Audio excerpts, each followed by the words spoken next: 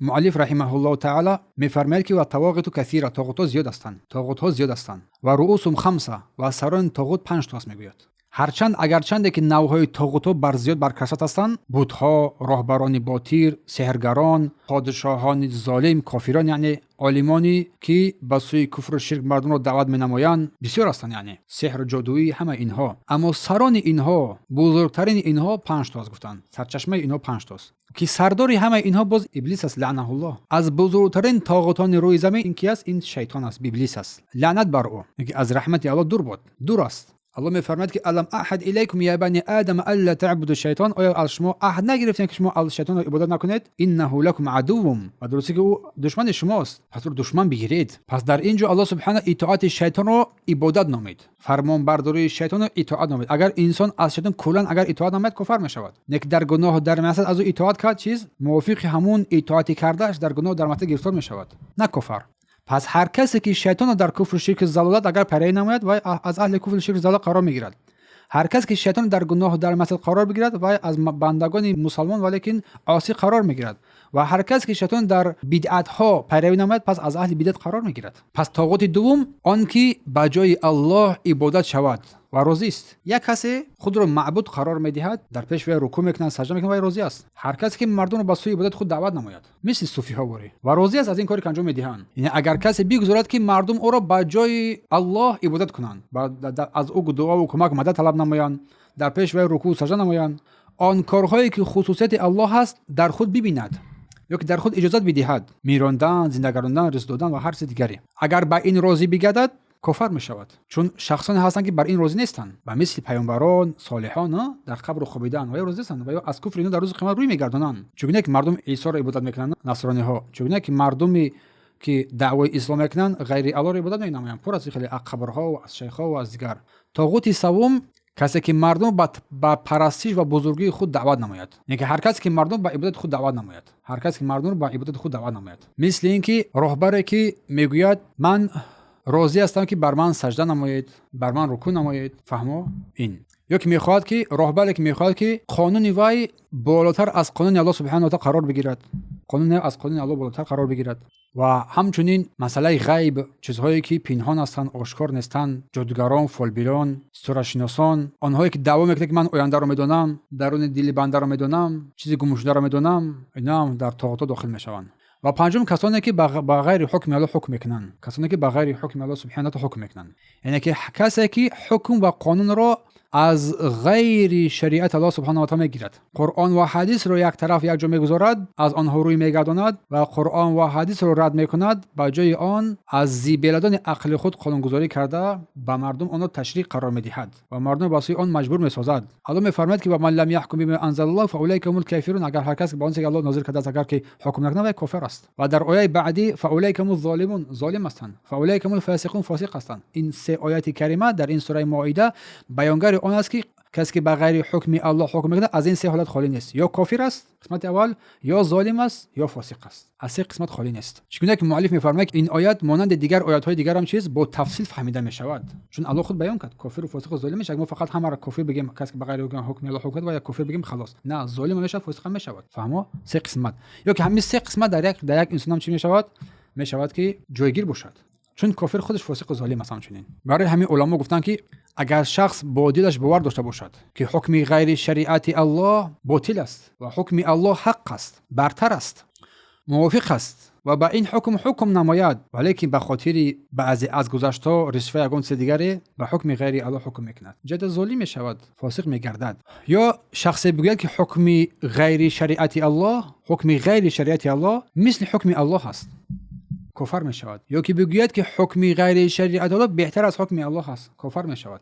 یا که بگوید حکم غیر شریعت الله با حکم الله برابر است، کافر می شود. یا که بگوید حکم غیر حکم شریعت الله بهتر است ولی که به این حکم الله هم چیز حکم کردن جایز است، کافر می شود. چون وی آیه های قرآنی را رد کرد، قانونی را که پروردگار نازل کرده است و تأکید کرده است آن را نپذیرفت، قبول نکرد و حکم مردم که از زباله‌دان عقل خود اینا گرفتن ساختن که هیچ اساسی ندارد و هر لحظه و هر دقیقه عوض می شود، آن را چور کردن، آن را بالا شماریدن یا که برابر شمردن یا که حکم الله را کم شماریدن و غیره.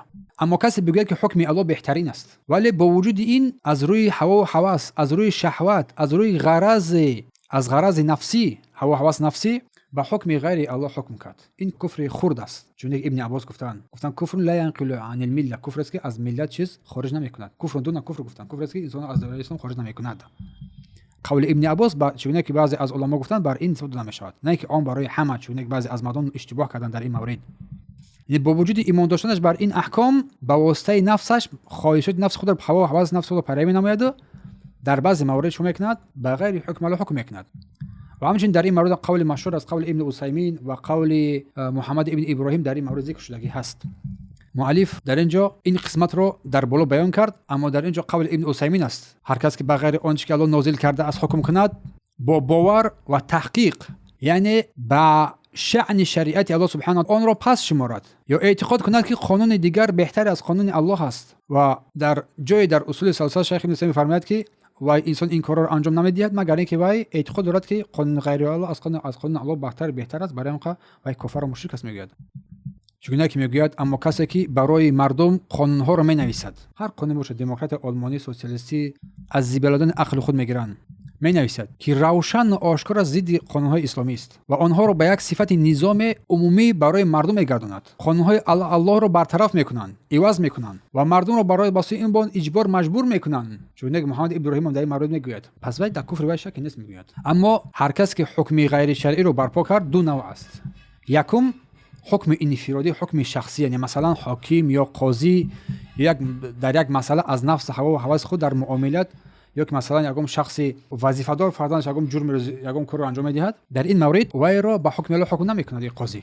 فهمو به خاطر رشوه است، نفس است، هوا است، یا که به خاطر گذشت است، در این حالت انسان کافر نمیشود. اما اگر این حکم را تشریع عمومی قرار بدهد، چون ابن عثیمین گفتن، چون شیخ محمد ابراهیم گفتن، چون که دیگر علما می را بیان کردگی هستند، این قانون تشریع عام قرار بدهد و مردم را بر این مجبور بسازد و هر کس که حکم الله را بخواد او را رد کند، قتل، کشتار، زندان، و مردم را بر این حکم غیر الله مجبور بسازد و کسی که این را اطاعت نکرد او را به قتل، به زندان، به کشتار فرا بگیرد، فرا بخواند، پس در اینجا انسان چیز کافر مشرک می شود. اگرچه شریعت الله هم چیز و شریعت الله هم باور داشته باشد، باوری در عمل است، نه که عملا چیز ضد دین جنگیده ایستاده است. برای همین این مسائل باید انسان دقیق در این مسائل نظر نماید، جستجو نماید، چون در این مسائل رأی و گفته‌های مختلف دیده می شود تا اینکه انسان در غلطیان افتد. هر کس هر چیزی را دلیل میکند. در پایان مولوی میفرماید که قول الله سبحانه و تعالی لا اکراه فی الدین قد تبین الرشد من الغی و من یکفر بالطاغوت و یؤمن بالله فقد استمسک بالعروة الوثقی. در دین مجبوری نیست، زیرا راه راست و از گمراهی روشن شده است. پس هر کی با طاغوت، هر آنچه که بجز الله پرست کرده می شود، کفر ورزد و با الله ایمان بیاورد، به درستی که بعد از دستاویز محکم رسمان محکم چنگ زده است. یعنی الله تعالی کسی را که با اسلام، الله سبحانه و تعالی کسی را مجبور با اسلام وارد شدنش را چیز نمیخواد، زیرا حق از باطل روشن است. کسی که طاغوت را رد کند به الله ایمان بیاورد، به رسمان استوار چنگ زده است. در دین مجبوری نیست، یعنی هیچ کس مجبور کرده نمی شود در داخل شدن اسلام، چون دین حق است و راست است و گمراهی هم باطل است و روشن است برای هر کسی. پس در داخل شدن دین مجبوری نیست. قد تبین الرشد من الغی میفرماید الله، یعنی که راه حق از راه غی، راه پلیدی، راه شرک روشن است. پس انسان اختیار یکی از این راه ها را دارد. در داخل شدن دین مجبور کردن نمی شود. الغی گمراهی، یعنی حق از باطل روشن است. حق روشن‌تر است از باطل دیده برای انسانی که صاحب اندیشه است. چی فرمود؟ و ما یکفر بالطاغوت و یؤمن بالله، کسی که کفر بر طاغوت ورزد و سپس بر الله ایمان بیاورد. این معنای کلمه لا اله الا الله است. هر کی شیطان خدایان باطل را، قانون‌های باطل را پیروی می‌نماید، از آن راضی می‌شود، از آن پیروی می‌نماید و قانون غیر الله را رد می‌نماید، کافر مشرک است. قد استمسک بالعروة الوثقی، اگر هر کس که اینو داشته باشد به یک رسمان دستاورد چنگ قوی چنگ زده است. و ما یکفر بالطاغوت، این نفی است، کفر بر طاغوت است. و یؤمن بالله، ایمان به الله است، اثبات است. پس این معنای کلمه لا اله الا الله است. پس راه حق از راه باطل روشن است. کسی در این مجبور نیست.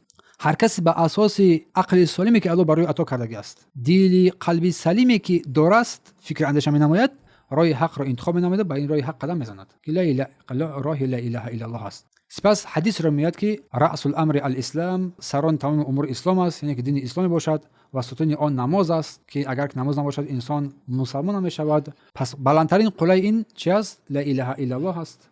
بلندترین قله اسلام این جهاد در راه الله سبحانه و تعالی است. ذروة صنم میگفتن پیامبر صلی الله علیه و آله، یعنی بلندترین قله اسلام صنم قسم بلندترین رو میگویند. اما بلندی اشتر است که در پشتش همراه صنم میگویند. بلندترین قله که این حدیث رو احمد ابن ماجه روایت کرده. سپس مؤلف رحمه الله تعالی در اینجا سخنش رو به اتمام می‌یابد، میگه الله داناتر است و درود و سلام بر محمد و آل اصحابش و یارانش باد.